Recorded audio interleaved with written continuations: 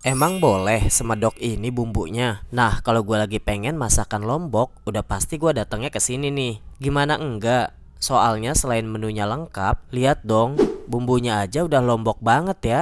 Kalian pasti udah tahu dong, nasi balap puyung punyanya kakak pramugari viral ini. Kebetulan banget pas gua kesini dimasakin langsung loh sama kakak pramugarinya. By the way, harga makanan di sini juga cukup terjangkau ya. Nah, kalau kesini pasti gua pesen nasi balap komplit yang isinya tuh ada sayur buncis, ayam balap, serundeng kentang, sambal khasnya, kemudian dikasih ayam goreng rempah. Ini ya, emang favorit gua banget sih nasi balap puyung ini. Ayamnya tuh berempah dan yang bikin nagih sambalnya ini nih. Lombok banget sambalnya, dikasih topping kulit crispy jadi makin mantep guys. Kalau kesini kurang afdol kalau kalian nggak makan sate rembiga sama ayam taliwangnya ini nih. Tuh lihat, bumbunya aja udah medok banget kayak gini loh. Ini pas gua cobain, gila sih, sate rembiga dan ayam